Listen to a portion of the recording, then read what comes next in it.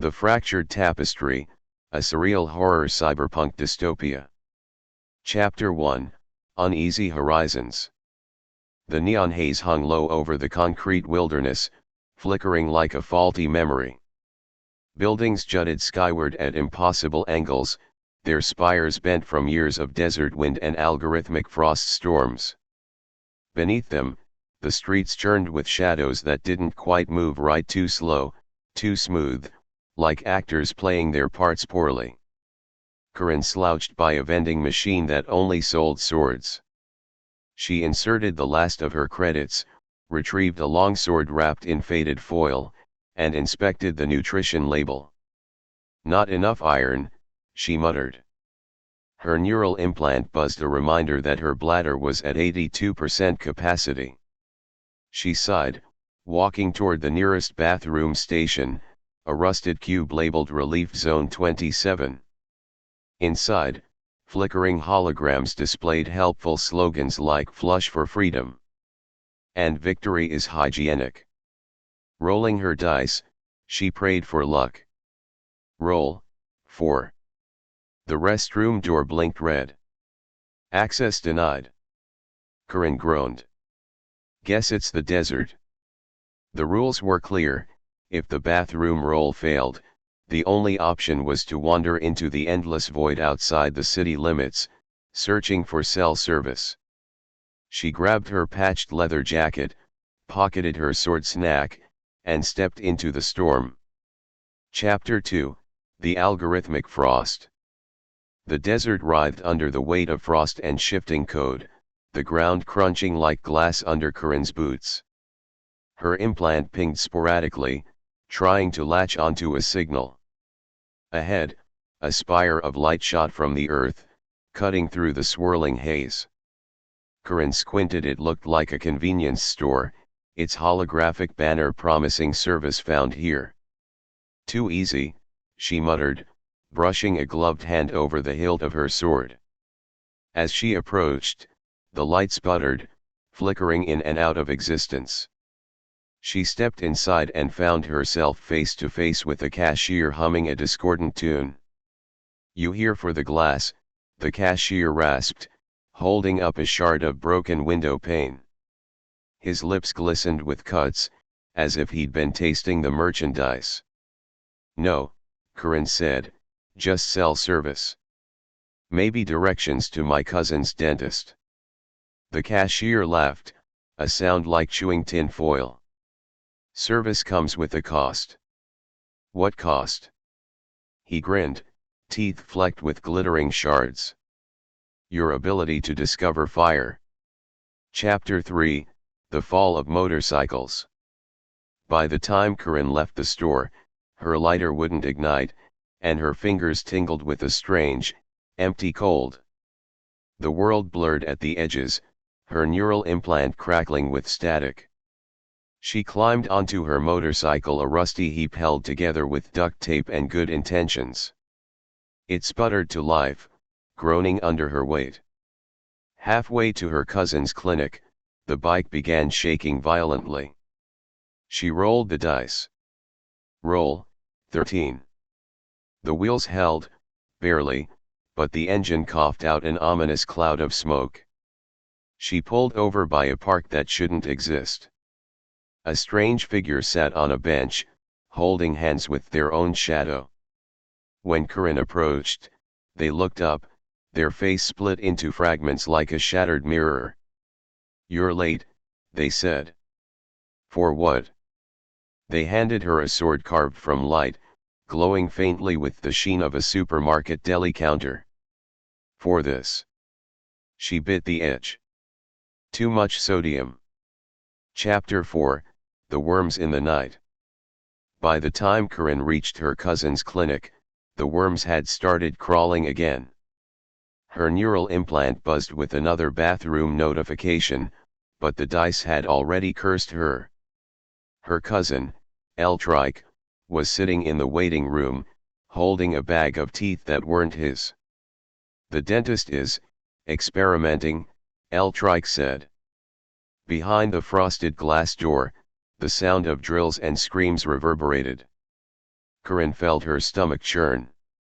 Bathroom, she mumbled, rolling again. Roll, 7. The dice were unkind. Chapter 5, Rewriting the Algorithm. Without relief, Corinne's body shimmered, her identity fracturing like a bad connection. Name, Vil Garnett. Occupation, glass-licking vagabond. Backstory, betrayed by technology, Vil roams the wastes in search of the perfect shard to hum into oblivion. The clinic dissolved around her, replaced by a storm of static and birds exploding mid-flight.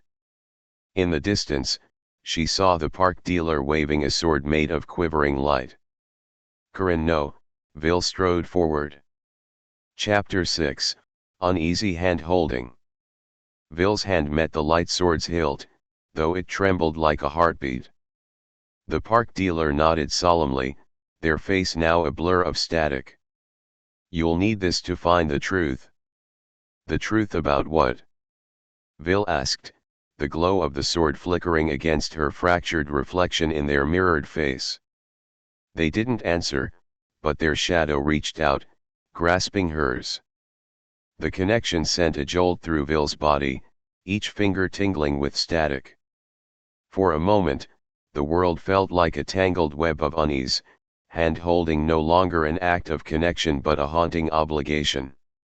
She wrenched her hand away, the sword dissolving into a swarm of tiny worms that writhed against her boots. Bathroom, she whispered, already rolling. Roll, 19. Relief was hers at last. She sprinted toward the crumbling husk of a restroom in the park, slamming the door shut behind her. Outside, the static figure dissolved into the air, leaving nothing but the faint smell of ozone. Chapter 7, The Police That Steal. Refreshed, Vil stumbled out of the restroom, only to find a squad of cyberpolice surrounding her. Their helmets gleamed, their mouths twitching in unison as they licked the edges of glass shards. Violation of temporal hygiene, one officer barked. Vil frowned. What? They didn't answer but began stealing from each other in a frenzy. Wallets, shards, and digital IDs passed between their hands in a chaotic loop, each theft accompanied by a humming sound that vibrated the ground beneath her. Before Vil could react, one of the officers threw a shard her way. She caught it, and her neural implant buzzed, warning, prohibited knowledge detected. She crushed the shard in her hand. The sound it made was something akin to birds exploding mid-flight. Chapter 8, Negligence in Fire. The destruction of the shard sent ripples through the atmosphere. Fires erupted in the distance, only to fizzle out in confusion. Vil stumbled forward, her body disoriented by the failure of ignition. A voice called from above. You shouldn't have done that. She looked up to see a figure descending from a crumbling overpass, their body wrapped in a quilt of metallic fingers. Who are you?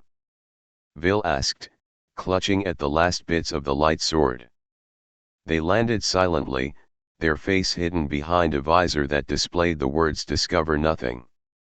I'm the consequence, they said, drawing a blade that oozed liquid algorithms. Chapter 9, The Motorcycle Collapse. Vil turned to flee but remembered her motorcycle, parked at the edge of the park. She reached it just as the engine began to cough, the bike shaking violently beneath her. Not now, she shouted, rolling the dice. Roll, 11. The bike held together, barely. She accelerated into the horizon, the figure in the quilt fading into the distance behind her. Her neural implant buzzed again, a reminder that her cousin still needed help moving out of his apartment.